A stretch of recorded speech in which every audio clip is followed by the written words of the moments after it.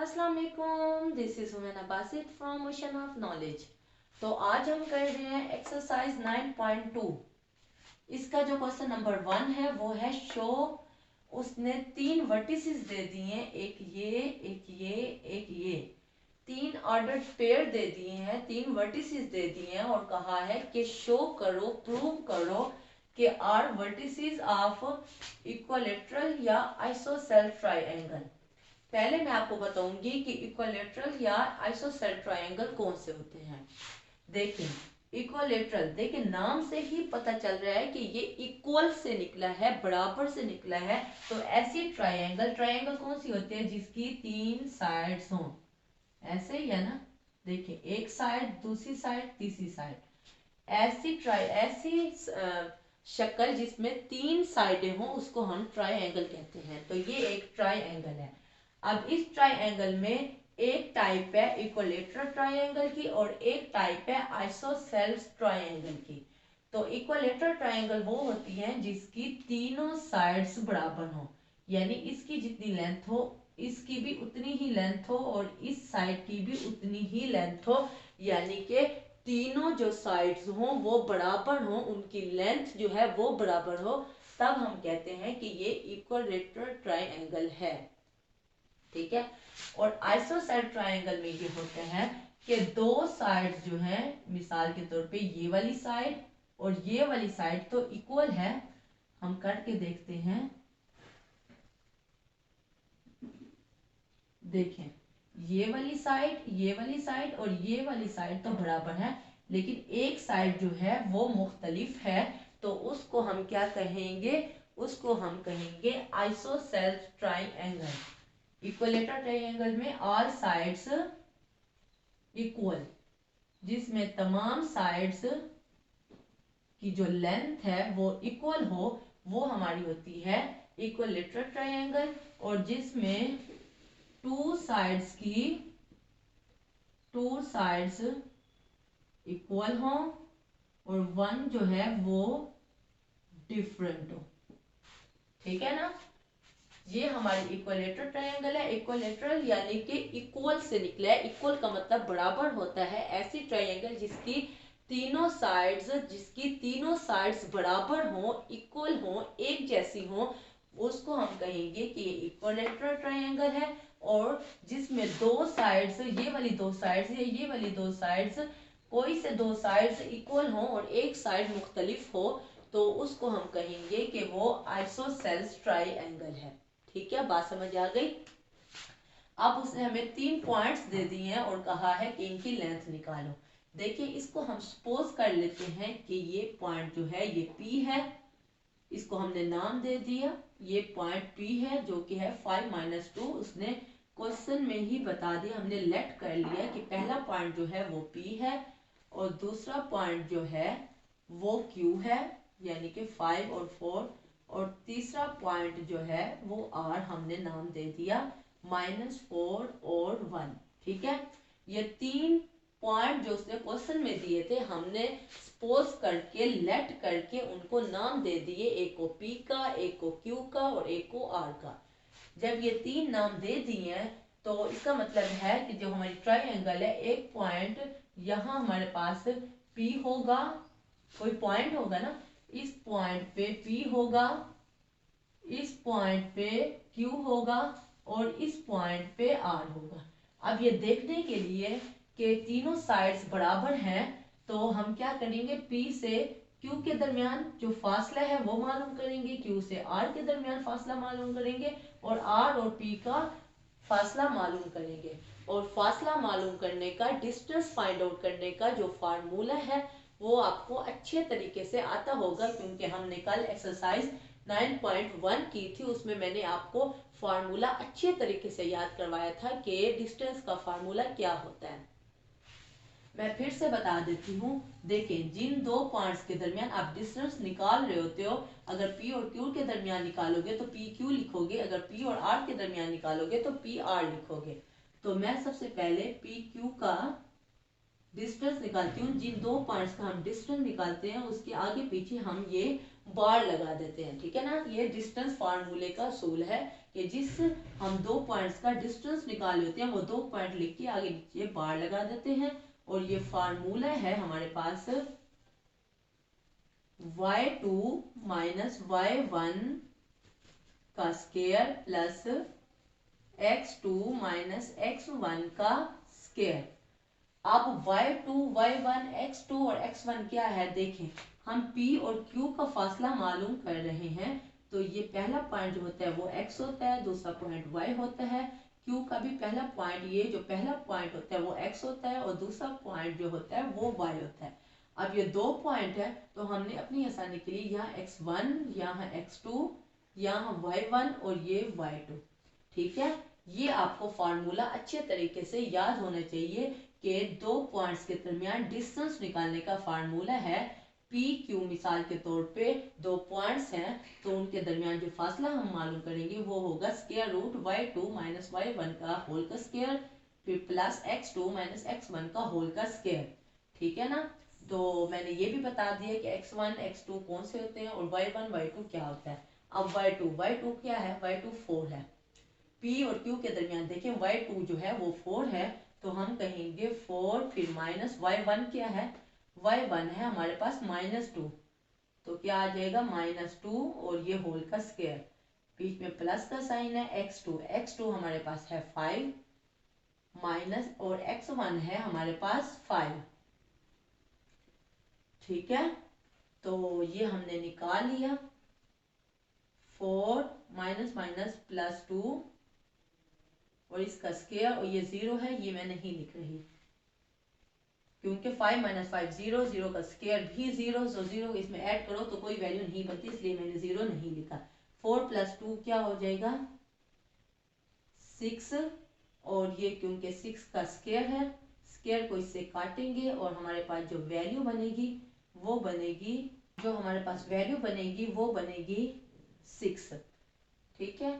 ये अब आपने P और Q का फासला मालूम कर लिया। अब आप क्या करोगे Q और R का फासला मालूम करोगे, ऐसे ही जैसे अभी हमने किया है। Q और R इस फार्मूले में पुट करेंगे हम y2 माइनस 1 देखें। अब इन दो पॉइंट्स में y2 क्या होगा, इन दो पॉइंट्स में क्योंकि Q पहले आ रहा है R बाद में है तो इसके जो पॉइंट्स होंगे वो x2 y2 होंगे और इसके पॉइंट x1 और y1 होंगे।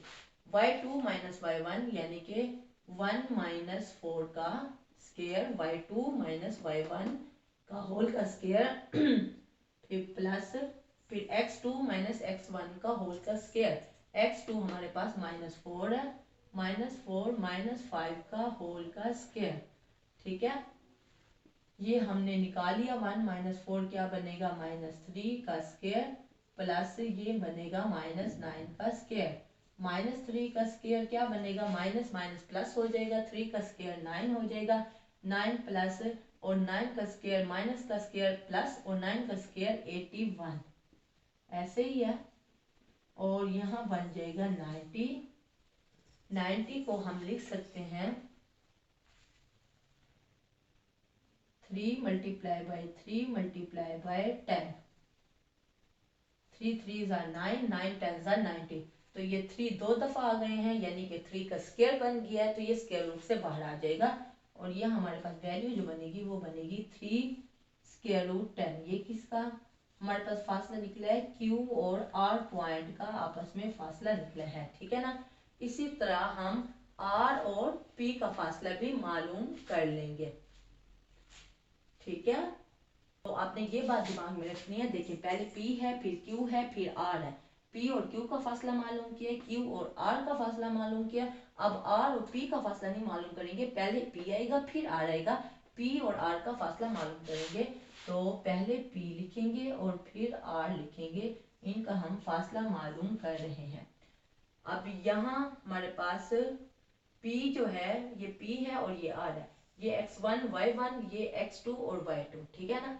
अब y2 minus y1, y2 minus y1 यानी कि 1 माइनस 2, 1 माइनस माइनस 2 का स्क्वायर फिर बीच में प्लस x2 माइनस x1 -4 -4 -5 का स्क्वायर, ठीक है।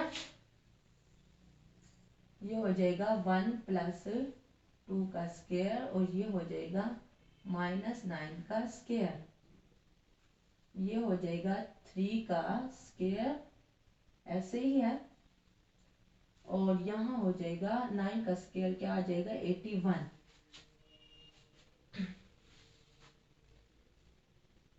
तो 3 का स्क्वायर हमारे पास क्या बना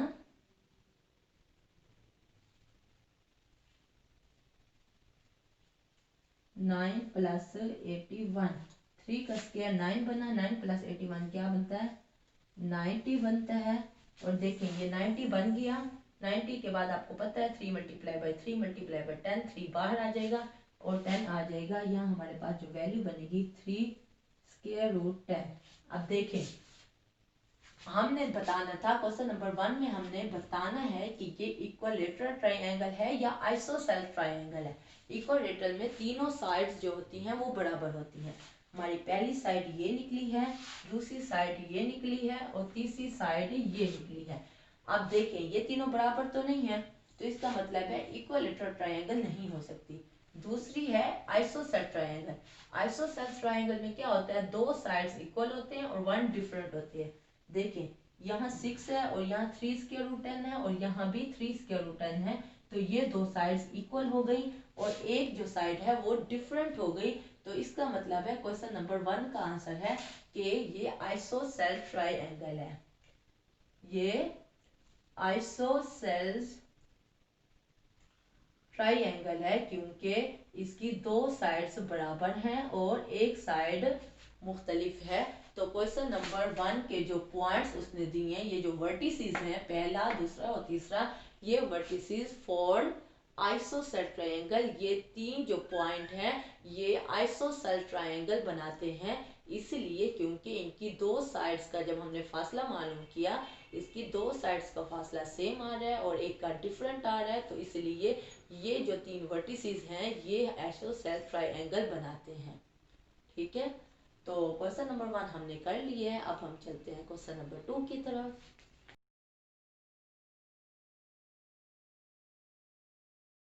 ओके, अब हम कर रहे हैं क्वेश्चन नंबर 2।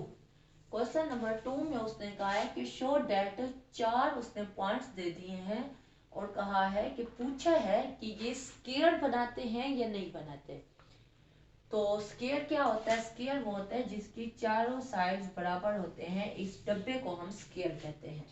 तो अब ये 4 पॉइंट उसने दे दिए, ये पॉइंट ए, यहाँ पॉइंट बी, यहाँ पॉइंट सी, यहाँ पॉइंट डी। अगर वो बनाते हैं तो इस तरह के होंगे। तो हमें देखने के लिए कि ये 4 पॉइंट स्क्वायर बनाते हैं या नहीं बनाते, सबसे पहले हमें ए, बी और इन सब की लेंथ निकालनी होगी, जैसे हमने क्वेश्चन नंबर 1 में किया है। तो लेंथ निकालने का फार्मूला आपको पता है, y2 - y1। मैं आपको बता देती हूँ, A B is equal to y2 - y1 का स्क्वायर प्लस x2 - x1 का स्क्वायर, ठीक है। ये आपके पास फार्मूला होता है डिस्टेंस मालूम करने का, ठीक है। तो y2 ए बी का हम कर रहे थे, ये x1, ये y2 और सॉरी ये x1, ये y1 और ये x2 और ये y2, ठीक है ना। ए बी का हम निकाल रहे हैं तो इन दो पॉइंट्स का निकाल रहे हैं। तो ये हमने इस फार्मूले पे जैसे y2 - y1 है तो वैसे ही हमने वैल्यूज पुट की, हमारे पास आंसर जो आया वो 3√5 आया। बी सी निकाला तो वो भी 3√5 आया, वो भी ऐसे ही इस फार्मूले से हमने निकाल लिया। सी डी निकाला तो वो भी 3√5 आया। जब डी ए निकाला तो डी ए को भी इस फार्मूले की मदद से पुट की वैल्यूज डी ए की पॉइंट्स, डी और ए के पॉइंट्स जब हमने पुट किए इसमें, तो हमारे पास जो आंसर निकला वो 3 निकला। तो ए बी, बी सी और सी डी का तो आंसर सेम आया है, लेकिन डी ए का आंसर 3 आया है, वो 3√5 नहीं आया। तो हमने कहा क्योंकि ए बी बराबर है बी सी के और बी सी बराबर है सी डी के, लेकिन सी डी ये तीनों जो है बराबर है, लेकिन ये बराबर नहीं है डी ए के। देखिए स्क्वायर में क्योंकि चार आपके पास साइड्स होते हैं स्क्वायर में, चारों साइड जो होते हैं वो बराबर होते हैं, इक्वल होते हैं। अगर चारों साइड्स बराबर आ जाते हैं तो हम कहते हैं कि ये चार पॉइंट्स स्क्वायर बना रहे हैं। लेकिन क्योंकि चौथा जो हमारे पास डिस्टेंस है डी ए का वो बराबर नहीं आया, तो इसलिए हमने कहा so not form a square. तो ये जो पॉइंट्स हैं, ये जो वर्टिसेस हैं, ये स्क्वायर नहीं बना रहे। ठीक है, समझ आ गई? ओके, क्वेश्चन नंबर 2 हमारा हो चुके हैं। क्वेश्चन नंबर 3 देखिए, वो भी ऐसे ही है। यहाँ देखना है, उसने 3 पॉइंट्स हमें दे दिए हैं और कहा है कि शो करो कि ये 3 पॉइंट्स राइट ट्रायंगल बनाते हैं या नहीं बनाते। राइट ट्रायंगल क्या होता है? राइट ट्रायंगल ये होता है कि यहाँ वो 90 का एंगल बना है। 90 का एंगल कैसे है? देखिए, ये नीचे एक लाइन है, ऊपर परपेंडिकुलर है। जब कोई नीचे सरफेस हो और उसके ऊपर बिल्कुल सीधी लाइन ऐसे गिर रही हो तो इसको कहते हैं कि ये परपेंडिकुलर है। ये पेन जो है ये परपेंडिकुलर है इस हाथ के, ठीक है ना। तो इसी तरह ये नीचे लाइन है और इसकी बिल्कुल सीधी लाइन ऊपर गिर रही है, तो इसका मतलब है ये लाइन जो है इस लाइन के साथ 90 का एंगल बना रही है, परपेंडिकुलर है, ठीक है ना। तो इसी को कहते हैं राइट एंगल ट्राइंगल, ठीक है। तो मिसाल के तौर पे उसने ये 3 पॉइंट्स दे दिए हैं, ये ए पॉइंट, ये बी पॉइंट, ये सी पॉइंट। अगर ये राइट ट्रायंगल बनाते हैं तो हमने क्या, इसको ए का नाम दे दिया, इसको बी का नाम दे दिया और इसको सी का नाम दे दिया। ए बी का हमने वही डिस्टेंस फार्मूले से, इस फार्मूले से हमने लेंथ निकाली, बी सी की भी हमने लेंथ निकाली, ए सी की भी हमने लेंथ निकाल ली। आपको पता है लेंथ कैसे निकालते हैं? क्वेश्चन नंबर 1 में मैंने आपको करके दिखाया है। फार्मूला आपको बताया कि हम फार्मूला यूज करते हैं वो लेंथ और डिस्टेंस, लेंथ या डिस्टेंस हम निकाल लेते हैं।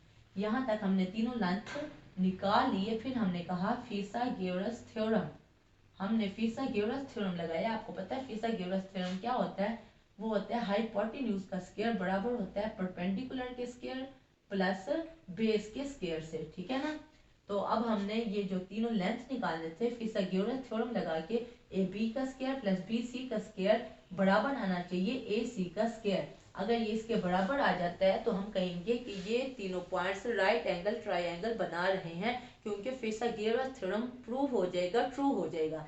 तो हमने ऐसे ही वैल्यूज पुट की, ए बी की वैल्यू पुट की जो कि 10 थी, इसका स्क्वायर लिया तो 10 आ गया, स्क्वायर रूट 10 था तो स्क्वायर लिया तो 10 आ गया। यहाँ हमारे पास बी सी की वैल्यू 2 13 थी, इसका स्क्वायर लिया 2 4 आ गया, 2 की जगह पे 4 आ गया और 13 कट गया, 4 को 13 से मल्टीप्लाई किया तो 52 आ गया।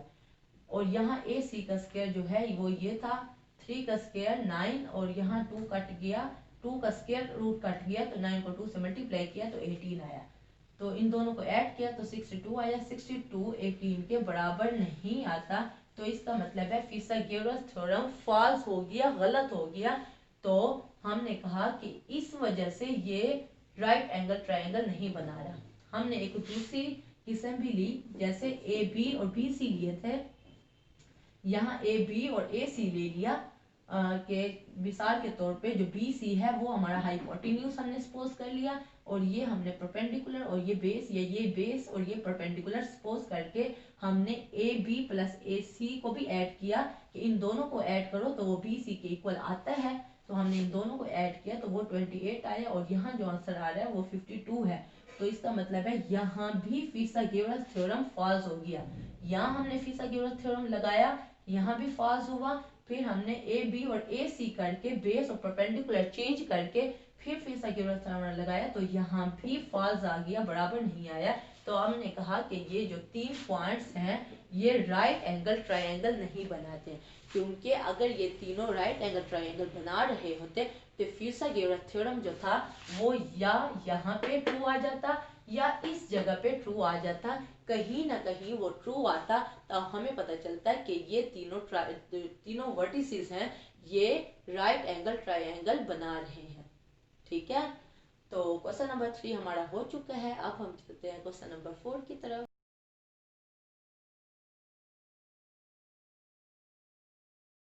ओके, अब हम कर रहे हैं क्वेश्चन नंबर 4।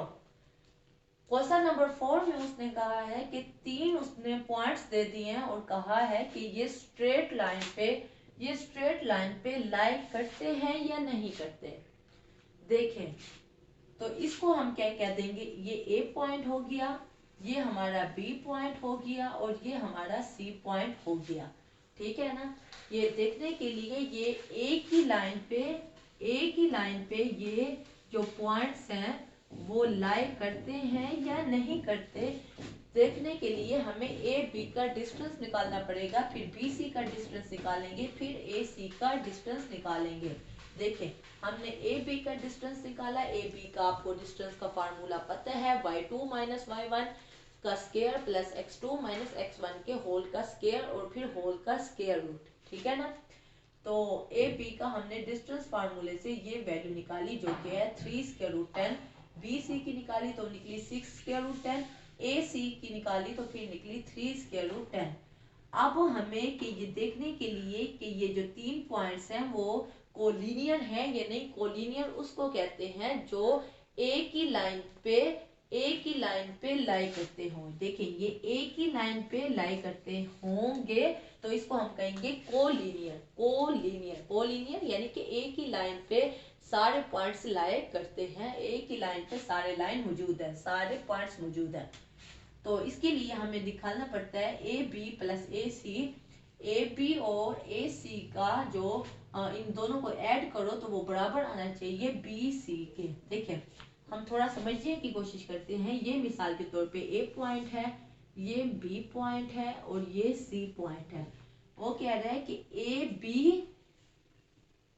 ए से लेके बी तक जो फासला है और ए से लेके सी तक अगर हम यहाँ सी लगा दें, देखें ए सी और यहाँ बी, ठीक है।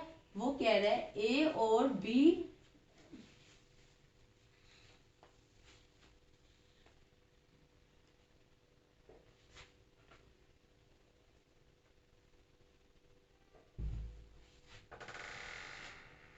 तो इसके लिए अभी हम ये फार्मूला लगाएंगे कि ए बी का जो डिस्टेंस है और ए सी का जो डिस्टेंस है उन दोनों को प्लस करो तो वो बी सी के डिस्टेंस के बराबर आना चाहिए।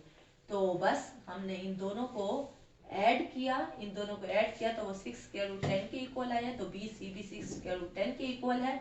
तो ये दोनों बराबर आ गए हैं। तो इसलिए हम कहेंगे जो पॉइंट्स ए बी और सी हैं ये कोलिनियर है। ठीक है, बात समझ आ गई। ओके, अब हम कर रहे हैं क्वेश्चन नंबर 5। क्वेश्चन नंबर 5 में हमने k की वैल्यू फाइंड आउट करनी है और उसने कहा है 2k is equal distance from 3, 7 and 9। वो क्वेश्चन में ही कह रहा है कि ये जो पॉइंट है 2k ये एक ही डिस्टेंस पे है, एक ही फासले पे है इस पॉइंट और इस पॉइंट पे। ठीक है ना। ये हमने सपोज कर लिया ये ए पॉइंट है, ये हमने सपोज किया ये बी पॉइंट है और ये हमने सपोज किया ये सी पॉइंट है। क्योंकि क्वेश्चन में ही उसने कहा है कि जो ए पॉइंट है is equal distance from B and C. तो इसका मतलब है कि ए और बी का जो फासला है वो बराबर होगा ए और सी के फासले से। समझ आई। क्योंकि ए जो है वो बराबर फासले पे है बी और सी के, तो इसलिए इन दोनों के जो फासला होगा वो बराबर होगा। ए का बी से और ए का सी से जो फासला होगा वो बराबर होगा। बस यहाँ भी फार्मूला पुट किया, यहाँ भी फार्मूला पुट किया डिस्टेंस वाला, और यहाँ हमारे पास ये वैल्यू आ गई 3 - 2 का स्क्वायर 1, 1 का स्क्वायर 1, और यहाँ a - b के होल स्क्वायर वाला फार्मूला लगाया है। a - b के whole square is equal to a square minus 2ab plus b square. यहाँ हमने ये फार्मूला लगाया, फार्मूले की मदद से खोल लिया। यहाँ 9 - 2 7, 7 का स्क्वायर 49 आ जाएगा। यहाँ फिर a - b के स्क्वायर का हमने फार्मूला लगाया है, a का square minus 2ab plus b square. k और बाकी तमाम वैल्यूज इधर लेके आए हैं, उनको प्लस माइनस किया तो -12k इज इक्वल टू 0 बना है। यहाँ -12k से मल्टीप्लाई हो रहा है, उधर जाके डिवाइड हो जाएगा, और 0 ओवर -12 आपको पता है अगर न्यूमिनेटर में ऊपर 0 वैल्यू हो तो सारी वैल्यू 0 के बराबर आ जाती है। तो यहाँ k की वैल्यू निकली जो कि है k इज इक्वल टू 0। ठीक है, तो क्वेश्चन नंबर 5 आपका हो चुके हैं। अब हम चलते हैं क्वेश्चन।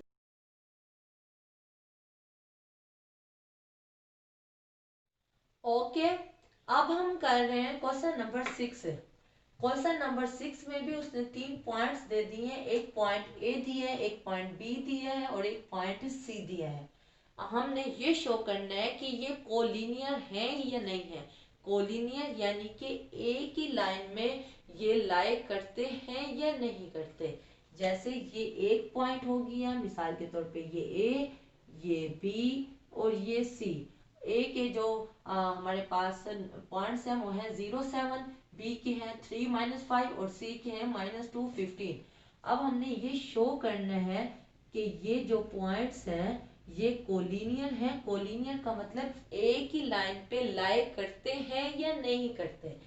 तो हम क्या करेंगे, सबसे पहले डिस्टेंस मालूम कर लेंगे। आपको पता है कोलिनियर मालूम करने के लिए हमें ए बी प्लस ए सी अगर इक्वल आ जाती है बी सी के तो हम कहते हैं कि ये कोलिनियर है, ये एक ही लाइन पे लाई करते हैं।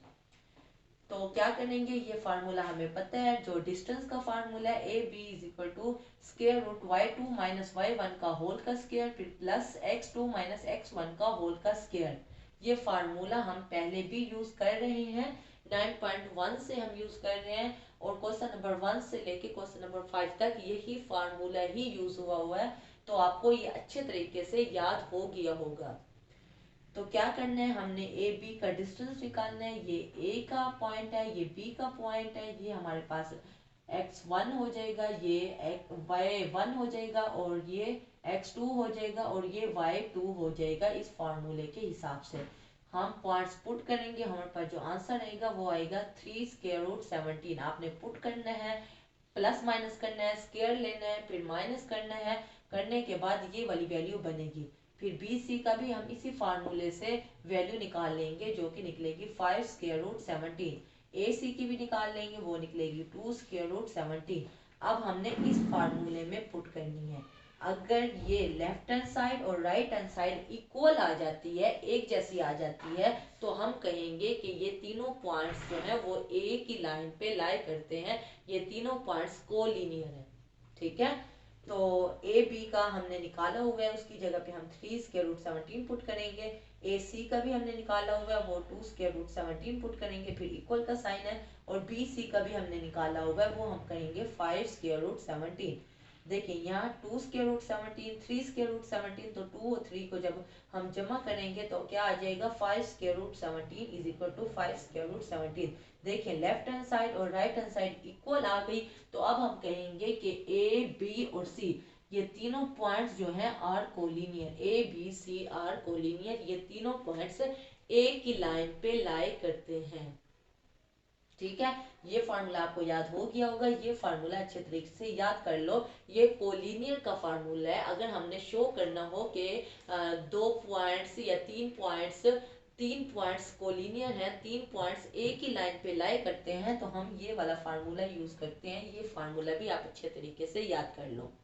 ठीक है, तो आप देखें क्वेश्चन नंबर 7।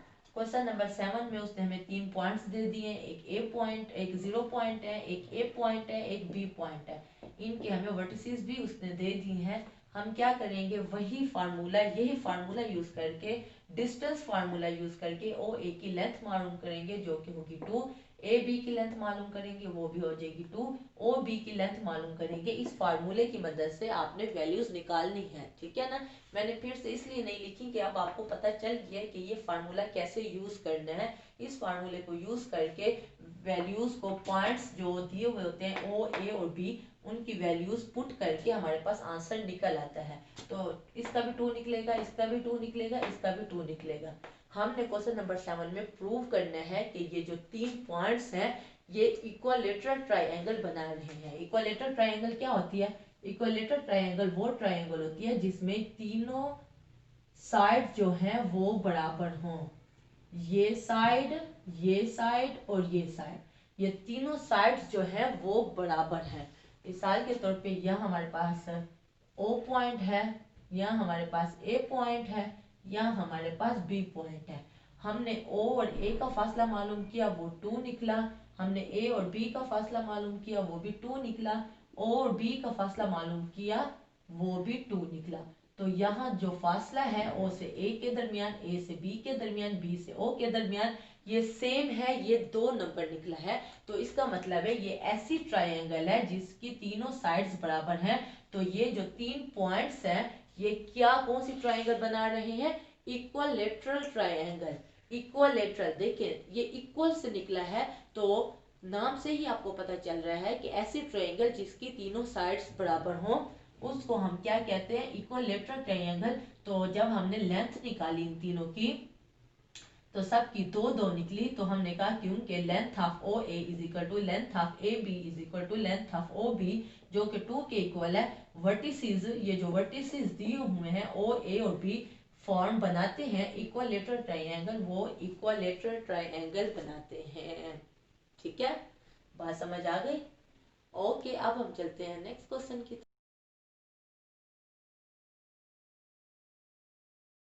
ओके, अब हम कर रहे हैं क्वेश्चन नंबर 8।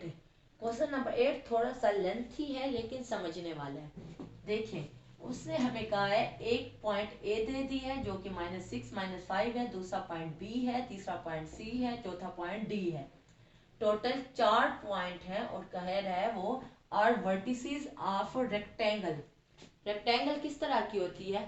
रेक्टेंगल में जैसे स्क्वायर में चारों साइड्स बराबर होते हैं, रेक्टेंगल में दो दो साइड्स बराबर होते हैं।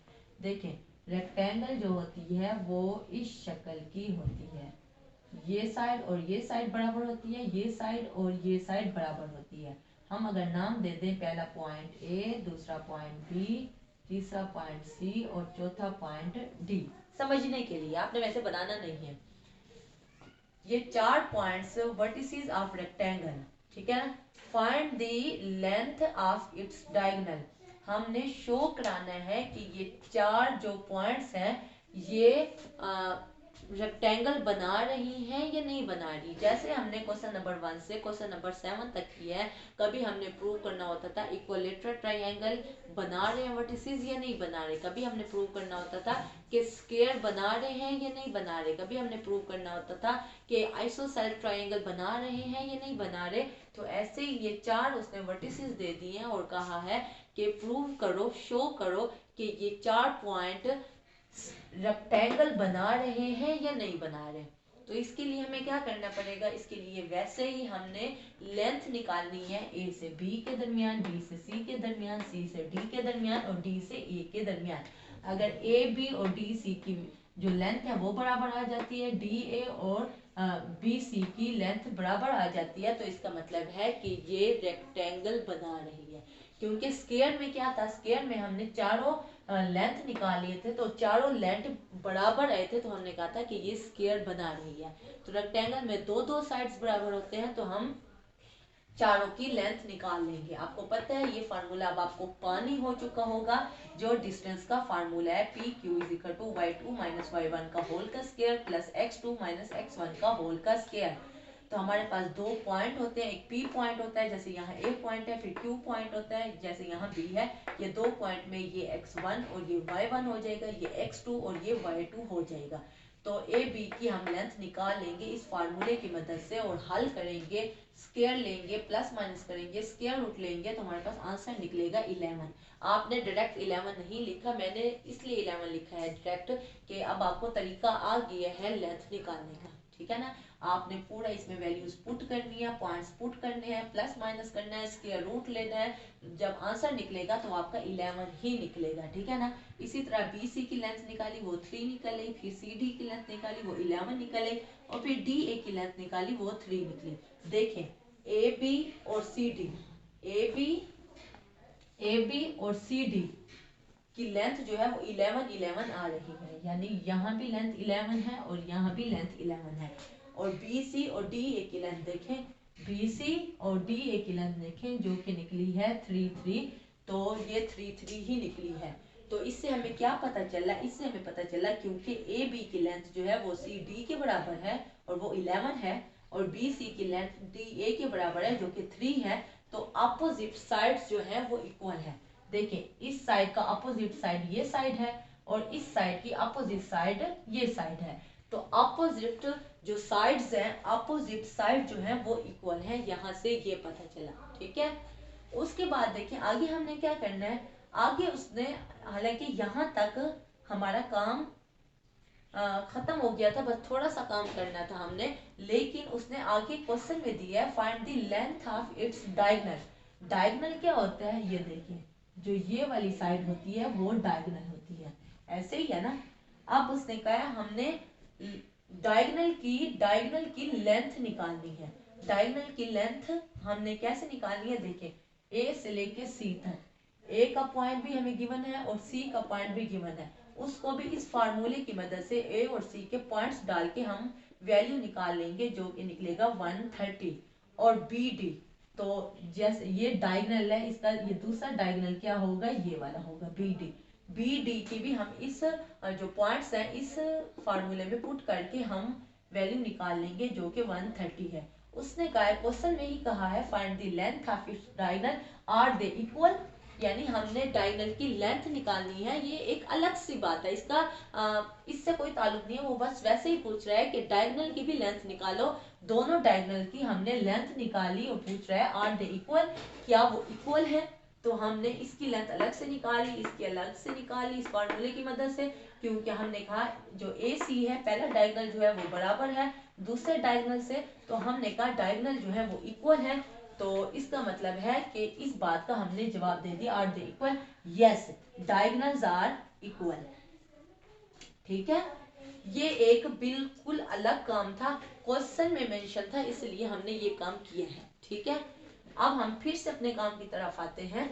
देखें, हमने ये तो बता दिया कि अपोजिट साइड जो है वो इक्वल है, दरमियान में हमने डायगोनल को लेके, अब डायगोनल को छोड़ दें, आप डायगोनल का काम करना तो है लेकिन वो इसके साथ लिंक नहीं है। हमने कहा अपोजिट साइड जो है वो इक्वल है, फिर हम आगे लेके जा रहे हैं, ये आपने फार्मूला याद रखना है, डी ए का स्क्वायर, डी ए का जो स्क्वायर होता है प्लस सी डी का स्क्वायर, डी ए का स्क्वायर प्लस सी डी का स्क्वायर जो है वो बराबर आना चाहिए ए सी के स्क्वायर से, ए सी के स्क्वायर से। देखते हैं, हमने डायगोनल निकाला तो ए सी हमारे पास निकला हुआ है, तो इसलिए हमें डायगोनल निकालना पड़ा। अब देखें, ये हमारे पास फार्मूला है, ये आप याद कर लो। अगर ये लेफ्ट हैंड साइड और राइट हैंड साइड इक्वल आ जाती है तो हमें ये पता चलेगा कि फिसागोरस थ्योरम, देखें ये देखें, ये एक फिसागोरस थ्योरम बन रहा है, बेस का स्क्वायर प्लस परपेंडिकुलर का square is equal to hypotenuse का स्क्वायर, ऐसे ही है ना। देखें, डी ए का स्क्वायर प्लस सी डी का स्क्वायर, देखें आप ये देखें, ये एक ट्राइंगल बन रही है। डी ए का स्क्वायर ये हमारी बेस हो गई, ये हमारी परपेंडिकुलर हो गया और ये हमारा हाइपोटेन्यूज हो गया। ठीक है, देखें ये एक ट्रायंगल बन गई, एक साइड दूसरी साइड और ये तीसरी साइड। अब हम ये ट्रायंगल निकाल रहे हैं। ये हम ट्रायंगल क्यों निकाल रहे हैं, ट्रायंगल हमने इसलिए मेंशन की कि हम फिसागोरस थ्योरम को यूज कर रहे हैं। फिसागोरस थ्योरम को यूज करके हमें पता चलेगा कि जो डी ए है वो वाकई डी सी के ऊपर क्या है, परपेंडिकुलर है। तो जब ये परपेंडिकुलर होगा तो इसका मतलब होगा वो 90 का एंगल बना रही है, और 90 का एंगल बना रही है तो इसका मतलब है कि ये हमारे पास स्क्वायर है, सॉरी रेक्टेंगल है। ठीक है ना, ये रेक्टेंगल को शो करने के लिए हमें ये काम करना पड़ा है। अब हम क्या करेंगे, ये आप फिसागोरस थ्योरम है, ये आप देख लो, डी ए का स्क्वायर यानी परपेंडिकुलर का स्क्वायर प्लस सी डी का स्क्वायर प्लस बेस का स्क्वायर इज इक्वल टू किसके इक्वल है, ए सी का स्क्वायर यानी कि हाइपोटेन्यूज के स्क्वायर से। हम कहेंगे by Pythagoras theorem, now by Pythagoras theorem हमने ये फार्मूला पुट किया, जो हमने लेंथ निकाल ली है, डी ए की हमने लेंथ निकाल लिया, वो डी ए की जगह पे डाली है, सी डी की लेंथ हमने सी डी की जगह पे डाली है, और ए सी की लेंथ हमने ए सी की जगह पे डाली है। 3 का स्क्वायर 9 आ गया, 11 का स्क्वायर 121 आ गया, इज इक्वल टू ये स्क्वायर रूट से कट गया, 130 आंसर है। 121 में 9 ऐड करेंगे 130, देखिए 130 is equal to 130, left hand side और राइट हैंड साइड इक्वल आ गई, तो इसका मतलब है ए डी सी, ये जो ट्राइंगल है ए डी सी, तो आपको ये क्या एंगल बना रही है, ये 90 का एंगल बना रही है। आपको पता है ये जो बीच वाला होता है ये एंगल बता रहा होता है कि वो 90 है, तो इस पॉइंट पे इस डी पे एंगल जो है वो 90 का बन रहा है। और 90 का एंगल कैसे होता है, देखें ये मेरा हाथ है, हाथ के ऊपर अगर हम पेन को इधर रखें, देखिए ये इसके ऊपर गिर रहा है पेन, तो इसको कहते हैं ये परपेंडिकुलर है, ये 90 का एंगल बना है। तो देखें ये अगर बेस है तो इसके ऊपर ये जो लाइन है ये गिर रही है, ये इसके बिल्कुल ऑपोजिट है, ऐसे ही है, ये इस तरह है और ये इस तरह है। तो इसका मतलब है कि डी ए जो है वो परपेंडिकुलर है इस पर, और ये जो ट्राइंगल है ये 90 का एंगल बना रही है, राइट एंगल ट्राइंगल है, ठीक है ना। जब ये बात हमें पता चली तो इससे हमें पता चला कि जो पॉइंट ए बी सी और डी है वो रेक्टेंगल बना रहे हैं। देखें हमने एक रेक्टेंगल ली, पहले हमने ये प्रूव किया कि ये साइड और ये साइड और ये साइड बराबर है, ये तो हमें पता चल गया। लेकिन आपको पता है जो पैरेललोग्राम होता है, पैरेललोग्राम इस तरह का होता है, पैरेललोग्राम इस तरह का होता है, इसमें भी दो साइड्स, ये वाली दो साइड्स और ये वाली दो साइड्स बराबर होते हैं। तो क्योंकि ये रेक्टेंगल नहीं है ये पैरेललोग्राम है, तो इसलिए जब हमने साइड्स इक्वल कर दी तो साइड्स इक्वल करने के बाद हमने ये प्रूव करना था कि ये 90 का एंगल भी बना रही है। तो इसलिए हमने इसका डायगोनल ले लिया और हमने शो किया कि ये जो लाइन है ये इस पे परपेंडिकुलर है, यहाँ 90 का एंगल बन रहा है। तो इस वजह से हमें पता चला कि ये जो पॉइंट्स हैं ए बी सी और डी वो रेक्टेंगल बना रहे हैं, ठीक है। तो जो क्वेश्चन नंबर 9 है वो सेम टू सेम ऐसे ही है, या हमने रेक्टेंगल को शो करना था, वह हमने पैरेललोग्राम को शो करना है, इसको शो करना है। यहाँ ए, यहाँ बी, यहाँ सी, यहाँ डी, आपने सेम टू सेम यही काम करना है जैसे हमने क्वेश्चन नंबर 8 में किया है। आप क्या करोगे, आप A B C C D और डी ए की लेंथ निकाल लोगे।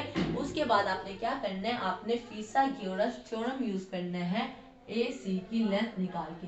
तो जाहिर बात है, तो ये जब आप फिसागोरस थ्योरम लगाओगे तो वो 90 के बराबर नहीं आएगा, क्योंकि ये टेढ़ा आ रहा है। 90 का एंगल तब बनता है जब बिल्कुल सीधा है, सीधी लाइन के ऊपर बिल्कुल सीधा पेन हो, सीधी लाइन हो, सीधी लाइन के ऊपर परपेंडिकुलर हो रही हो, तो तब 90 का एंगल बनता है। तो इस जगह पे 90 का एंगल नहीं बन सकता, तो वो 90 के एंगल के बराबर नहीं आएगा। तो आप कहोगे कि ये जो 4 वर्टिसेस है, मैं क्वेश्चन नंबर 9 की बात कर रही हूँ, क्वेश्चन नंबर 9 में आपने ऐसे ही 4 लेंथ निकालने हैं, ऑपोजिट साइड्स इक्वल आ जाएंगे।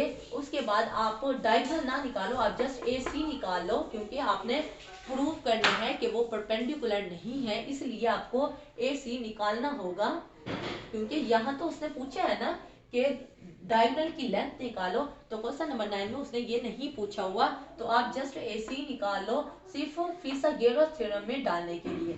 तो फिसागोरस डालने के लिए जैसे यहाँ लेफ्ट हैंड साइड और राइट हैंड साइड इक्वल है, या क्वेश्चन नंबर 9 में लेफ्ट हैंड साइड और राइट हैंड साइड इक्वल नहीं आएगी, तो हम कहेंगे कि ये जो ए डी है वो परपेंडिकुलर नहीं है डी सी के, तो इसलिए ये पैरेललोग्राम बना रही है, क्योंकि इनके दो अपोजिट साइड्स तो इक्वल हैं लेकिन 90 का एंगल नहीं बना रहे, तो इसलिए ये पैरेललोग्राम तो हो सकता है, ये रेक्टेंगल नहीं हो सकता। रेक्टेंगल के लिए दो शर्तें हैं, एक तो अपोजिट साइड्स इक्वल होनी चाहिए और दूसरा 90 का एंगल बनना चाहिए। तो यहाँ दोनों शर्तें पूरी हुई हैं क्वेश्चन नंबर 8 में, तो हमने कहा कि ये रेक्टेंगल बना रहे हैं, ये 4 पॉइंट्स हैं।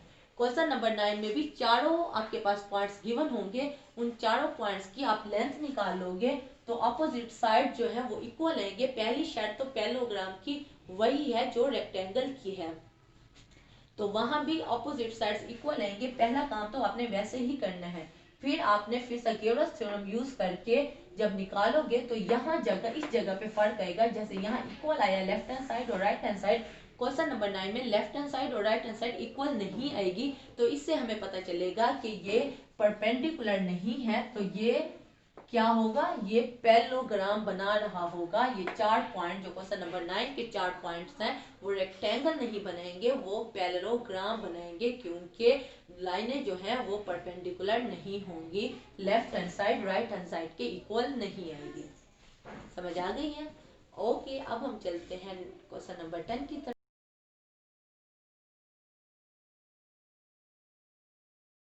ओके, अब हम कर रहे हैं क्वेश्चन नंबर 10।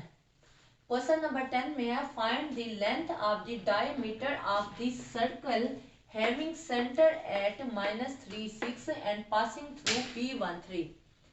हमने किसकी लेंथ निकालनी है, हमने डायमीटर की लेंथ निकालनी है। देखें ये एक सर्कल है, सर्कल जो होता है ये पूरा गोल होता है। मैंने बड़ा गंदा सा सर्कल बनाया है, आपने अच्छा बनाना है उस प्रकार की मदद से, ठीक है ना। तो ऐसे ही सर्कल लगा लो। उसने कहा है find the length of the diameter. ये देखें, यहाँ से लेके यहाँ तक जो फासला होता है, यानी कि ये हमारा सर्कल है, यहाँ से लेके यहाँ तक जो फासला होता है वो हमारा डायमीटर होता है, ठीक है। और ये बीच वाला जो पॉइंट होता है वो हमारा सेंटर होता है, ठीक है ना। जो पूरा फासला होता है वो डायमीटर होता है, और यहां से लेके सेंटर तक जो फासला होता है वो हमारा रेडियस होता है। वो क्या होता है? हमारा रेडियस होता है। पूरा क्या हो गया? डायमीटर, और आधा क्या हो गया? रेडियस, ठीक है। और बीच में पॉइंट है सी। उसने सी का खुद ही बता दिया कि जो सेंटर है, हैविंग सेंटर सी -3 और 6, यानी इस जगह पे सेंटर पे जो पॉइंट है वो उसने कह दिया -3 और 6 है। और पासिंग थ्रू, और ये जो सर्कल है वो किस में पास कर रहा है? ये देखिए P, इस जगह पे एक पॉइंट है जिसमें सर्कल पास कर रहा है, सर्कल गुजर रहा है, उसका पॉइंट उसने दे दिया, वो 1 और 3 है। अब हमने क्या निकालना है? हमने डायमीटर निकालना है, यानी कि यहाँ से लेके यहाँ तक पूरा फासला निकालना है। देखें, हम आराम से डायमीटर निकाल सकते थे अगर ये P हमारे पास पॉइंट दिया हुआ है। तो यहाँ भी अगर कोई पॉइंट दिया हुआ होता तो हम इस फार्मूले की मदद से, जो फार्मूला आप कर रहे हो 9.1 से, जो कि है y2 माइनस y1 का square plus x2 minus x1 का स्केयर, ये जो फार्मूला है, आप ये पॉइंट और यहाँ अगर पॉइंट होता तो वो पॉइंट इस फार्मूले में डाल के आप जस्ट डायमीटर निकाल लेते।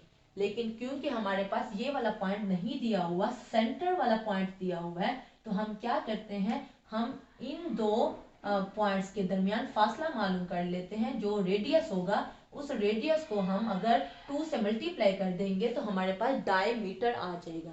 बात समझ आई? मैं फिर से बताती हूँ। उसने क्वेश्चन में कहा है कि एक सर्कल है, ये दो आपने नहीं बनाने, बल्कि आपने तो एक भी नहीं बनाना, मैंने आपको समझाने के लिए इसकी शक्ल बनाई है। और ये दोनों एक ही सर्कल है, मैं जस्ट आपको समझाने के लिए दो सर्कल लिखे हैं। आपने एक सर्कल भी नहीं लिखना, ठीक है। उसने क्वेश्चन में कहा है एक सर्कल है, उसके दरमियान जो सेंटर है वो क्या है? C-36, और वो जो सर्कल है वो पास कर रहा है P पॉइंट पे, जो 1 3 है, वो पॉइंट P यहाँ मैंने कर दिया, और ये सेंटर है, बीच वाला पॉइंट है। तो अब उसे कहा डायमीटर निकालो। डायमीटर यहाँ से लेके यहाँ तक, सर्कल के एक हिस्से से लेके दूसरे हिस्से तक को डायमीटर कहते हैं।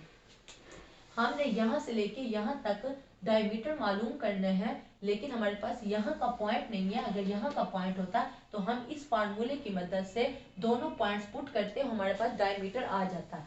लेकिन क्योंकि हमारे पास ये वाला पॉइंट नहीं है, तो हमारे पास सेंटर वाला पॉइंट है, तो हम इन दो को इस फार्मूले पे डाल के, इन दो पॉइंट्स को इस फार्मूले की मदद से फार्मूले में पुट करके x1 x2 और y1 y2 की वैल्यूज को इस फार्मूले में डाल के हम आंसर निकाल लेंगे। जो आंसर निकलेगा, क्योंकि हमने रेडियस नहीं निकालना, यहाँ तक यहाँ से लेके यहाँ तक रेडियस है, यहाँ से लेके यहाँ तक डायमीटर है, तो हमने डायमीटर फाइंड आउट करना है। तो जो ये फासला हमारे पास निकला है, इसको हम 2 से मल्टीप्लाई कर देंगे और हमारे पास डायमीटर आ जाएगा, ठीक है। तो बस मैंने फार्मूला लगाया, हमारे पास y2 जो है, y2 जो है वो क्या है? देखें, P और C से लेके P तक, C से लेके P तक, तो C के जो पॉइंट होंगे वो x1 और y1 होंगे। C के पॉइंट जो है वो x1 और y1 होंगे, और P के जो पॉइंट है वो x2 और y2 होंगे। क्योंकि जो पहले यूज होते हैं वो x1 y1 उसके होते हैं, और जो दूसरा यूज होता है वो x2 y2 उसके पार्ट्स होते हैं। तो y2 माइनस y1, y2 हमारे पास क्या है? 3 है, 3 माइनस 6, 3 माइनस, ठहरे, यहाँ 1 है, हाँ, 3 माइनस 1,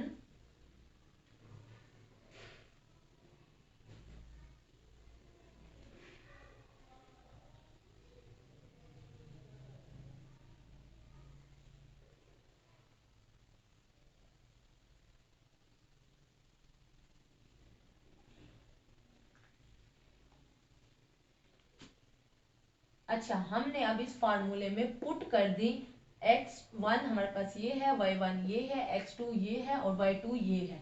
जस्ट आपने मैंने पहले x2 माइनस x1 की वैल्यू डाल दी, फिर प्लस और फिर y2 माइनस y1 की वैल्यू डाल दी। बस ये वैल्यूज पुट की हैं, इनको हल किया, ये 16 प्लस 9 निकला है 25 है। 25 का स्क्वायर लेंगे यानी कि 5 का स्क्वायर लेंगे, 5 मल्टीप्लाई बाई 5 25 होता है, तो वो 5 निकलेगा। और ये हमारे पास क्या निकला है, रेडियस निकला है, यहाँ से लेके यहाँ तक फासला निकला है। हमने डायमीटर निकालना है, तो डायमीटर क्या होता है, डी कुछ से डिनोट करते हैं, वो होता है 2r, यानी कि रेडियस से 2 को मल्टीप्लाई कर दो। तो रेडियस हमारे पास 5 निकला है, 5 को 2 से मल्टीप्लाई करेंगे और हमारे पास आंसर निकल आएगा जो कि 10 है, 5 को 2 से मल्टीप्लाई करके। ठीक है, तो क्वेश्चन नंबर 10 आपका हो गया है। 9.2 थोड़ी मुश्किल एक्सरसाइज है, लेकिन मैंने पूरी कोशिश की है कि आपको एक एक क्वेश्चन करवाऊँ, एक एक पॉइंट समझाऊँ। उम्मीद है आपको आज की वीडियो पसंद आई होगी। अगर कोई बात पूछनी हो, कोई कंफ्यूजन हो, कोई सवाल की समझ ना आ रही हो, तो आप नीचे कमेंट में पूछना, मैं इंशाल्लाह नेक्स्ट क्लास में उसका जवाब दे दूंगी या आपको करके दिखा दूंगी। तो फिर मिलते हैं नए लेक्चर के साथ। अल्लाह हाफिज़।